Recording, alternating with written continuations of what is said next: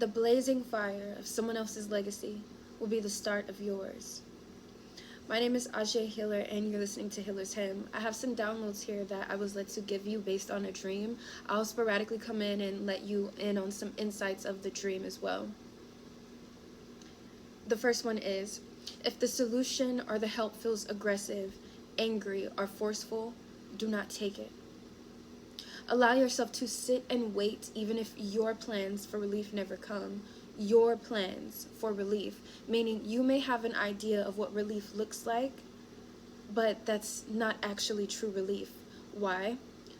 Because you may not notice the abundance and opportunity surrounding you in this place at this moment. Because this place has been abandoned by many, evacuated and treated as a hazard.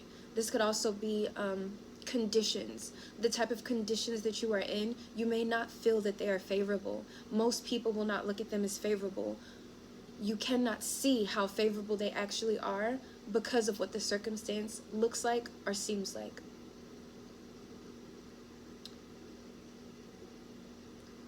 This place has been evacuated, or this thing has been evacuated and treated as a hazard rather than a blessing.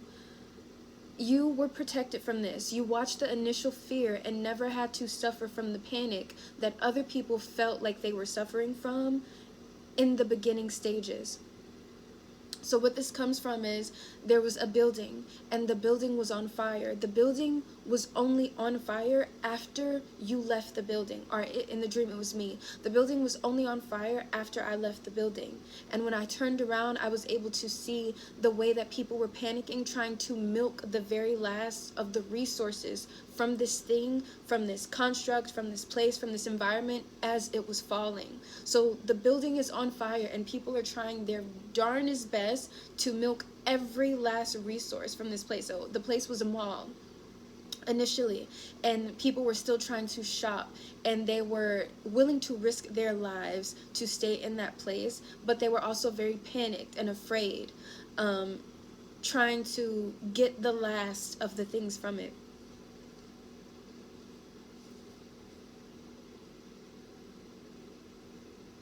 So you were protected from that. You watched the initial fear and never had to suffer from the panic, as God removed you early on to show you that you were protected. So God gave you a glimpse of, I could remove you. I could make sure that you are not in the light of danger or in the path of danger. So when he puts you back into this place, the situation that you're in or that you will be in that feels like it is not favorable, God did that to show you this is favor according to God. You were protected from the initial chaos so that God could show you that is favor, that God is working in your life at this moment. So you were protected, yet everyone else fled the scene. God's plans for you were to stay behind and live among the rubble. So Russia could be significant. Rubble, I don't know if it's actually pronounced that way, is a Russian currency. Oh, well, just a new, they're right. For me, like, it's a currency that I'm not familiar with. So you might associate abundance or wealth as a specific currency. God is introducing you to a new form of currency. Also, Rubble from Paw Patrol could be significant. I know that's funny, but Rubble is a construction bulldog that makes fun in messy situations. He's also known as DJ Rubble, and he believes in very spiritual things. Like, he believes in ghosts, something that the other dogs don't necessarily, that another dog doesn't necessarily believe in. So this is about really igniting your faith, and this is a new download that I'm actually getting now as I'm reading this. This is about igniting your faith. It's about introducing you to an esoteric world. Okay, so people are going to judge you. They're going to say, oh, it's so sad that you've been left behind. And this judgment will come in at the very moment that you create a home from this place. When you finally start to feel secure in this place, when you really decide the rubble's not so bad, I feel at home here, and you get very familiar with the maybe the day-to-day life, or with the routine. You finally develop a routine of how you're going to move, how you're going to flow, and at that very moment, people will try to judge you. You will start to face a lot of criticism from people. It is very moment.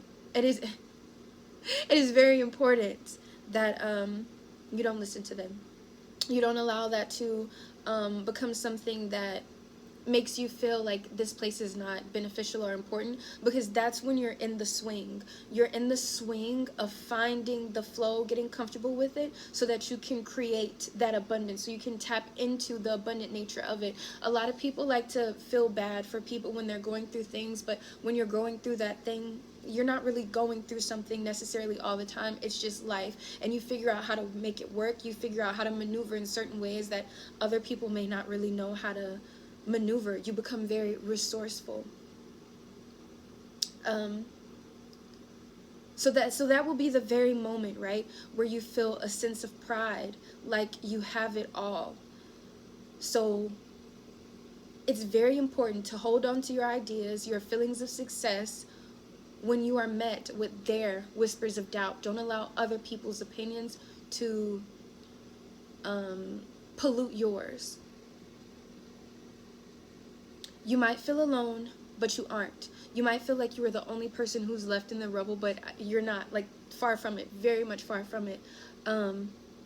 There are many people in the same situation as you. People who cannot leave or flee this solution yet. You are one of the few that were allowed to. You might feel alone, but you aren't. There are so many people in the same situation as you. People who could not leave or flee this situation, yet you were one of the few that were allowed to. Oh, okay. Some people, I'm just gonna say it. See, some people were in this situation, and they were not granted that same feeling of safety that God granted you at the very beginning, where you were able to observe and see.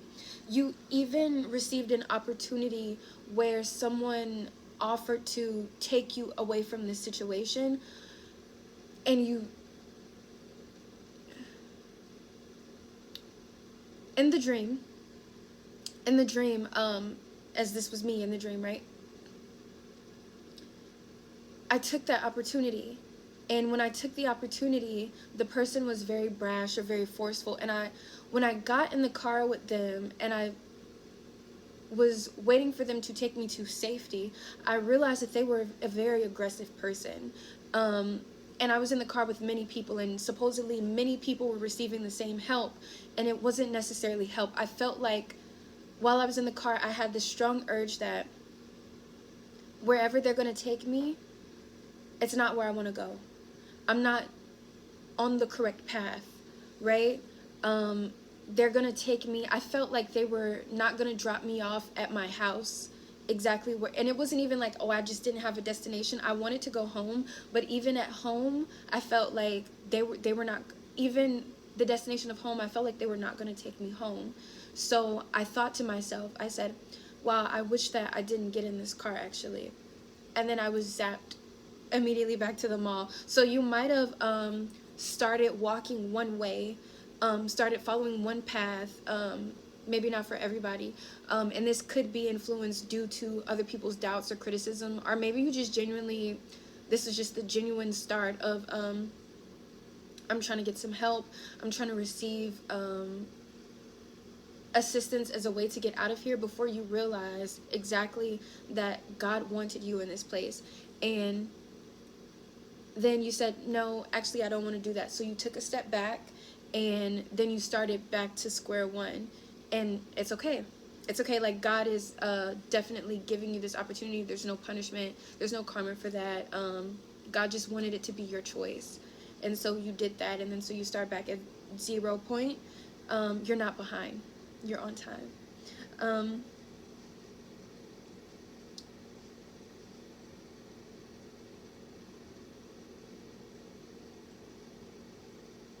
So you were one of the few that were allowed to leave, and brave enough to claim solace and sanctuary in this place. and you're also one of the few who were allowed to stay, and you were brave enough to claim solace and sanctuary in this place. So when you reclaim that feeling of, you know what, this is where I want to be, this is where I'm going to stay, I'm going to make this work, that was bravery. So many people could not do that. You did. Pat yourself on the back. Not all of y'all are perfect. And so, like I did say, you might feel like you are alone, but you are not alone. There are many people in this journey with you. There are many people in the same position as you at this very moment with you. Not all of y'all are perfect, and not all of y'all are and not all brothers are friends. So just because people are in the same situation, just because God is working through these people in the same way, does not mean that they are your friends, does not mean that they are trustworthy.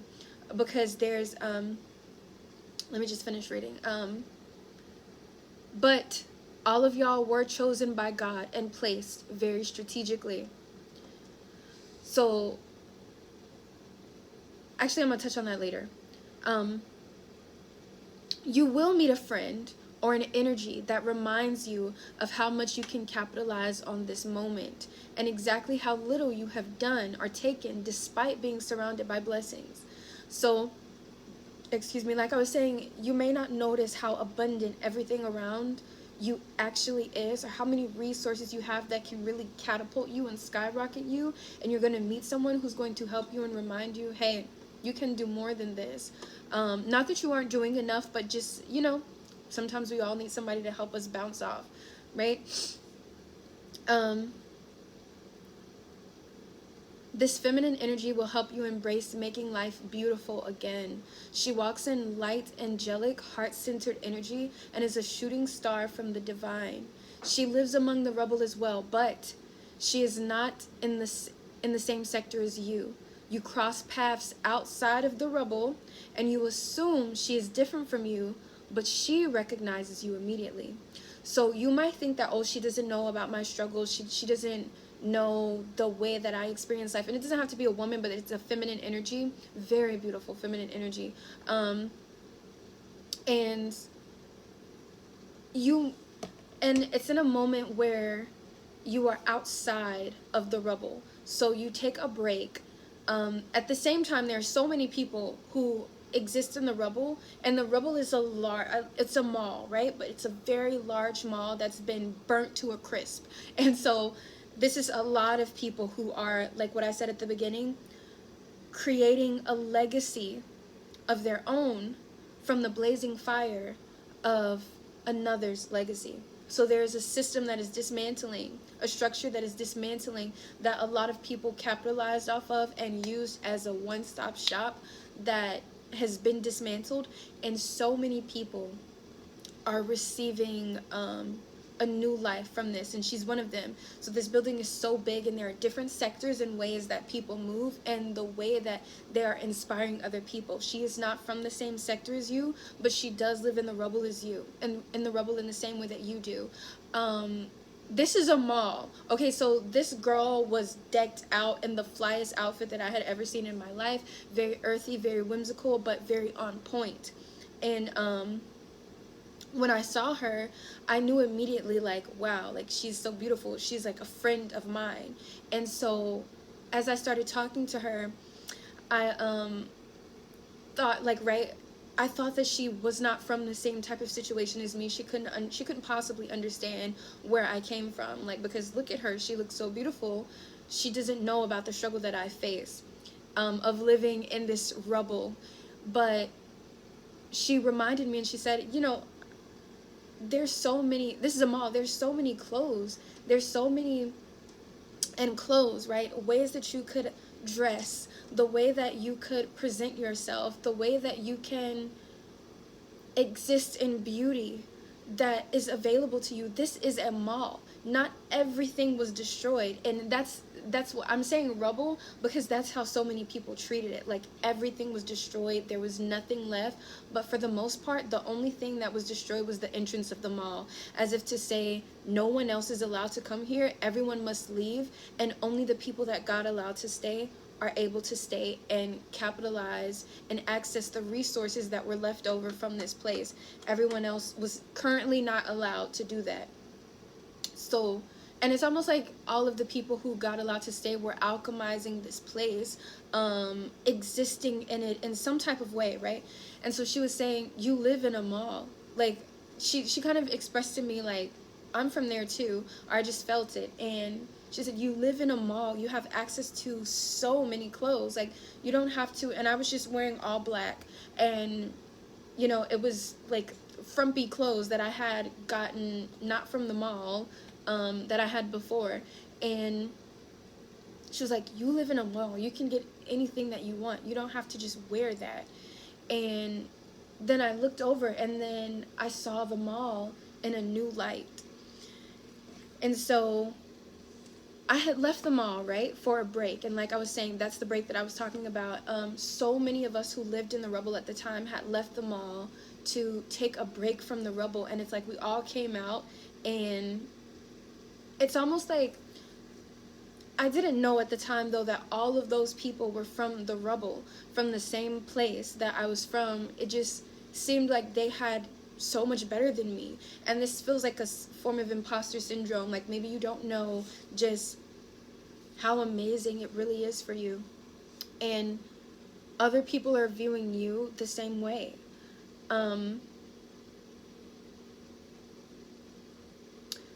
So this girl, right, as I was saying, she walks in light, and or this feminine energy, she walks in light, angelic, heart-centered energy, and is a shooting star from the divine. She lives among the rubble as well, but she is not in your sector. You cross paths outside of the rubble and assume she is different from you, but she recognizes you immediately. She introduces you to fun. She gives you your first witness of people who use the fire to create a new life for themselves. Okay? A theater next to the rubble had burned down. A theater next to the rubble, so the mall that burned down, has its largest nights as people flock there for sanctuary or momentary escape from the rubble they reside in. Bands and ice skaters in shimmering violet leotards perform, like painting a picture of a joyous moment frozen in time. Incidentally, it was one of the biggest nights, and again, the fall of the mall became the success of another. And I saw on the news in the dream, or I heard it on a radio station, or you know how dreams are, it's weird, but they earned billions of dollars in just one night, and were expected to have a high return of customers, and it became a hot spot. So many people went, that was the it place. Like, so a failing business from lack of exposure or curiosity turned overnight success. Most people just kind of went to the mall and bypassed the theater, despite how amazing it always was. But because the mall was destroyed, most people just started to say, well, we need a night from the rubble, let's go explore there. And all these people from the rubble kind of started their own trend or their own wave. Now, I'm not going to say that the theater is a bad place, but again, remember, not everyone rising from the rubble are good people.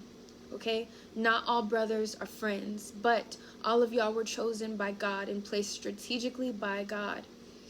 And it's not just, you know, people with who are making a lot of success, because like I said, there's that strong juxtaposition. There's the girl who was the very light energy, who capitalize off of it. That's what you're supposed to be doing. And then there was the theater, where they capitalized off of it and they received a lot of love. And it's not to say, I'm not going to say that the theater was a representation of something large and bad because it was large, but I'm also not going to say that the theater was representative of something bad, because that's not necessarily the vibe that I'm getting. I think that it's more like they have the opportunity. The theater is a strong pillar, and it can be a source of chaos, or it can be a source of goodness. But that's not really what this is about. just another quick thing to say.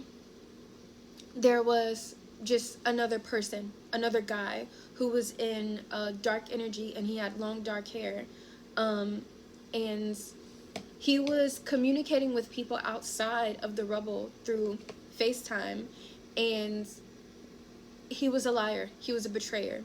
He was not a good person. And he seemed to be very close to me in some way. It's almost as like he was betraying other people. But I took that very personally, watching him betray other people, almost as to say, you cannot trust this person. 222 is significant. It doesn't matter, you know what I'm saying, how much money someone has, or how little someone, how much someone has capitalized off of the rubble, or how little someone has capitalized off of the rubble. That's not going to determine their character. There are people who have not totally made billions, but they are not good people either. All brothers are not friends. Okay, God chose all of y'all, but that does not mean that that is somebody that you should be around, or that they're automatically safe because they relate to you in this way. And again, I just emphasize that again in this writing that I wrote. And I'm reading from what I wrote. It's the email that I sent to myself. Remember, not everyone rising from the rubble are good people. Not all brothers are friends, but all of y'all were chosen by God and placed strategically by God. Everyone is not your friend. Some of these people would betray you in your face. Choose friends and lovers wisely. God has placed you here for many reasons. One reason is to help recover what those scared to enter the rubble have lost. This is healing medicine for their souls. You come like a last-minute savior to some of these people who would have otherwise felt hopeless. So the vision I got was in the rubble. There were thousands of wallets left behind, like thousands. With inside of them, they had cash, money, credit cards, family pictures. And as I was walking through the rubble, and at this point, it looked very much like rubble. It was like dirt, little gravel pieces everywhere. Oh, sorry, excuse me. I came across a wallet that was attached to a yellow mesh bag. The mesh bag was filled with 3 or 4 large prescription medicines for the heart. So I could see the young girl who it belonged to crying that she lost so much medicine. It was all very expensive, and she didn't have enough money for a new prescription that night. And without it, she could die that night.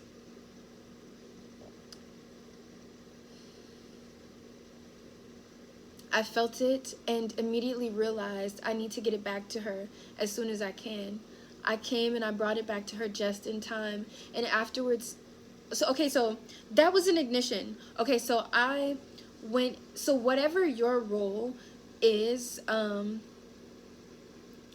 this situation, it's to heal people's hearts, to heal people's relationship with the rubble. There were many people that could not take it. They could not be there and transmute the energy. They could not take the constant backlash of people speaking ill against them and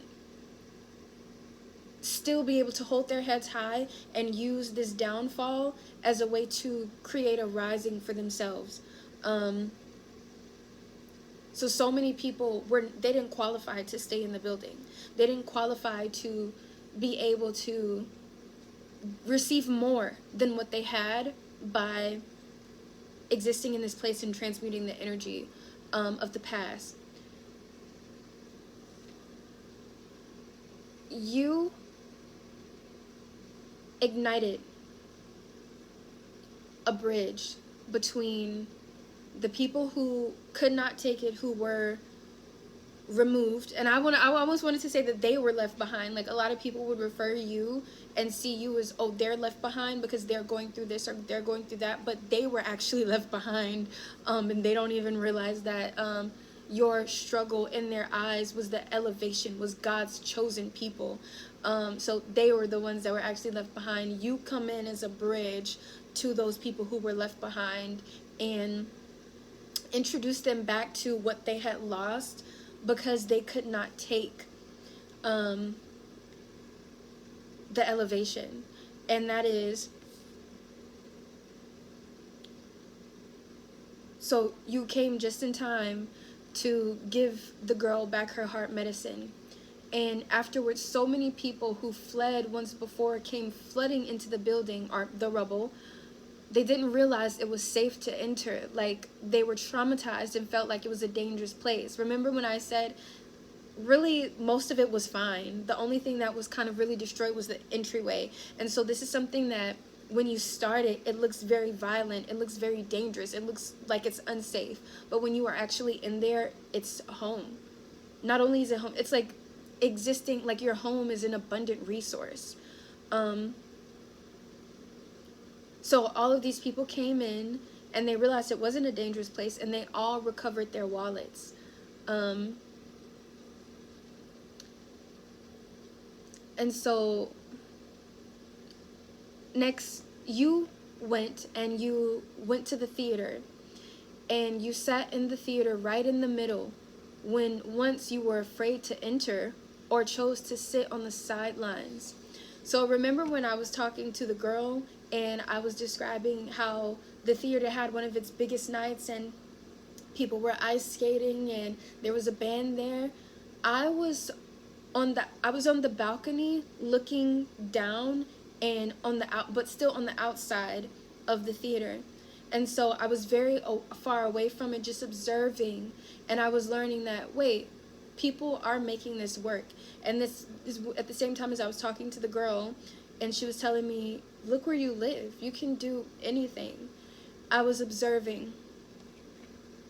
And so I go into the theater, and at this point now, the theater is quite empty, but it's still the very beginning of the theater, so you get there pretty early, and instead of even just sitting on the outskirts and looking in, you are, and not even just on the sidelines, you sit smack dab in the middle of the TV so you can watch the show center stage. And you read your Bible while the credits are playing. And the Bible read, "Anger and fear are not the absence of faith. It is the proof of its exchange." So by the end of all of this, and what that scene kind of represents is, by the end of all of this, you will be doing everything differently. You will be living 100% in every single moment. So this is your story, right? You stayed behind, and some people stayed behind to be in the rubble, to have access to all these resources or whatever. You never really capitalized off of that, but you saw just how abundant it was in every moment. In everything. Like, it didn't matter if it looked like it was a bad situation, there's so much goodness that could come out of it. So it's not about living in each moment of, oh, what you think it should be, or being hyper calculated on how am I going to get out of this situation, or do this or do that. It's about being truly enmeshed in the moment. And so you will be, by the end of all of this, you're going to be 100% living in every single moment. And as I was reading the Bible, I also heard and saw a parable about an artist and his paintbrush, and I don't remember the parable. I don't, but it resonates deeply with the anger, fear, and anger and fear are not the absence of faith. It is the proof of its exchange. Okay, so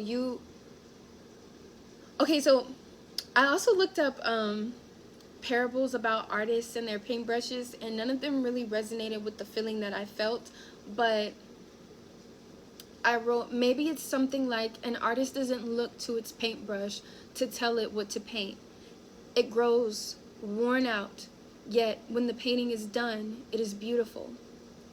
But that, it doesn't really hit the same way that the parable hit in the dream. Okay, I'll say it one more time. An artist doesn't look to its paintbrush to tell it what to paint. The paintbrush grows worn out, yet when the painting is done, it is beautiful. And so, again, if we go back to the very beginning, when I said, allow yourself to sit and wait, even if your plans for relief don't come. You may have had an idea of what relief looked like. You may have said, oh, this is what I need to do. This is how it's going to work out. This is the best path for me. But you were being guided to create and paint something more beautiful. And it might have created a wear on your soul, where it was difficult. It was a task. It was hard. It was a lot of work. It was something completely different, but in the end, you found so much beauty in it, and you were a part of it. And so that was a major blessing regardless. And again, I'll say anger and fear are not the absence of faith. It is the proof of its exchange. Okay, so you are not lacking in faith just because you are angry, or you are a little afraid, or you don't really know. You still go. And so, and I'm not going to say that I necessarily believe in all of the things that I'm saying, but this is what I'm supposed to be delivering, okay, for the viewer, okay? This is not about me. This is about you, okay? But anger and fear are not the absence of faith. It is the proof of its exchange. And so just because you are, and that applies to any of this, when I say I don't, anything that I ever post, I'm not going to say that I necessarily believe in it, but it is proof of its exchange. Just because you feel a little doubt is not a sign to say, oh, I'm not going to get what I'm manifesting. I'm not going to be okay. I'm manifesting horrible things into my life because I'm spending one moment literally being afraid or questioning if everything is going to be okay. Sometimes that is a sign of faith, that you are choosing faith over everything else because, yeah, it doesn't really make sense. And yeah, I'm not totally comfortable with this, but I'm doing it anyways because I have faith. Yes, I'm angry that God is having me walk this path. That doesn't mean that God is angry at you, or God wants you to not be angry, or that you're undeserving because you're angry. No. God is saying to you, those feelings that you feel is the proof of its exchange. It's the proof that it's working. Your faith is working. You have traded in that comfort for faith. And that discomfort gets a little wonky, right? So that is the end of the video here. And I'll just say, to wrap it all up, right? The blazing fire of someone else's legacy will be the start of yours. And maybe you see yourself as different people inside of this story. Maybe you're the girl. Maybe you're the theater. Maybe you're some of the betrayers. Maybe you're the person who received their medicine back. But yes, thank you for watching again. My name is Ajay, and this is Hiller's Hem. Toodles.